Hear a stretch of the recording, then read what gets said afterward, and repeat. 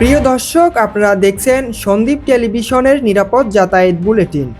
আগামীকাল 31শে আগস্ট রবিবার ফেরি কপোতাক্ষ। প্রথম ট্রিপ চট্টগ্রামের বাঁশবাড়িয়া থেকে যানবাহন উঠবে মধ্যরাত 2টায় এবং ভোররাত 4:30 ফেরি ছেড়ে যাবে।